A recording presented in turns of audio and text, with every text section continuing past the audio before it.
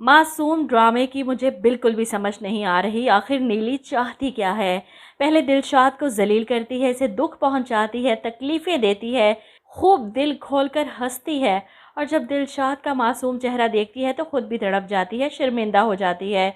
अजीब चीज़ है ये। नीली अपनी तरफ से शरारती और चुलबुली लड़की बनने की कोशिश कर रही है, जो इसे बिल्कुल भी नहीं सज रहा। इस मासूम के साथ पहले दिन से ही बुरा सलूक कर रही है। घर में 8 बजे के बाद नहीं आना तो वो बेचारा सारी रात दरवाजे के बाहर अपनी बहन को लेकर सोया रहा, और सुबह दूध लेने आई तो देखकर ऐसे अफसोस करती है जैसे इसने बहुत बड़ा गुनाह कर दिया हो, और देखकर लग रहा था कि अब नीली सुधर जाएगी, दिलशाद के साथ ऐसी कोई हरकत नहीं करेगी। लेकिन अगले ही पल फिर वही सब, सारे मोहल्ले वाले की लड़कियों को इकट्ठा करके दिलशाद का मजाक उड़ाती है और फिर इस पर खूब हंसती है। और जब वो अपना टूटा हुआ दिल लेकर वहाँ से जाने की कोशिश करता है तो वहीं खड़ी अपनी दोस्त को बातें सुनाती है कि वापस जाए अपनी बहन को लेकर वहीं फैसलाबाद।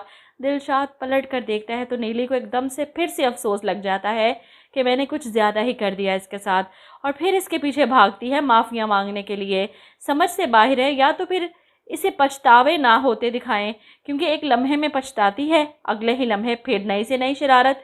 खैर दिलशाद इस बार काफ़ी दिल बर्दाश्त हो चुका है कि अपना बाजा लेता है, अपनी बहन को साथ लेता है और नीली का घर छोड़कर जा रहा है। जब नीली इसके आगे हाथ जोड़ती है, रोकती है, मना कर रही है तुम नहीं जाओगे, और दिलशाद आंखों में आंसू लिए इसे कहता है कि मर जाऊंगा लेकिन अब यहाँ पर नहीं रुकूंगा। नीली इसकी बहन को रोकने की कोशिश करती है कि छुटकी तुम रुक जाओ, तुम रुक गई ना तो वो भी रुक जाएगा।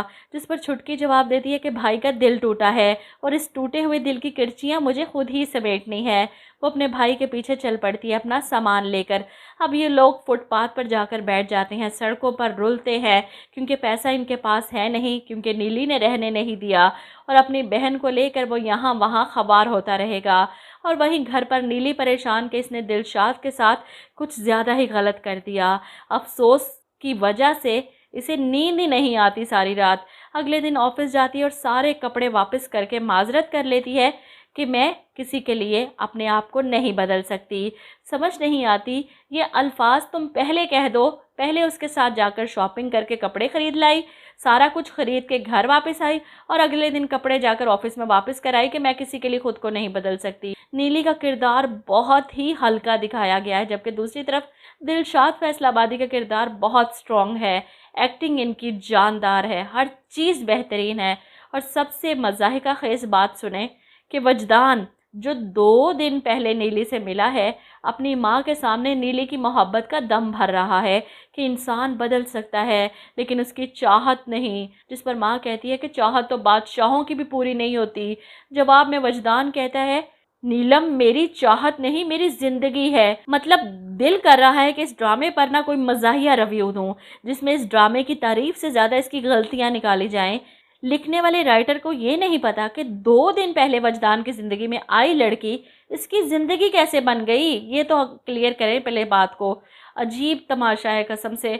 ड्रामा बहुत बेहतरीन है, कास्ट बहुत बेहतरीन है, लेकिन लिखने वाले ने ना बहुत ही नीली के किरदार को, अब मैं क्या ही कहूँ। आप ही कमेंट करके मुझे बताएं कि आप क्या कहते हैं इस नीली के किरदार के बारे में, ज़रूर बताइएगा।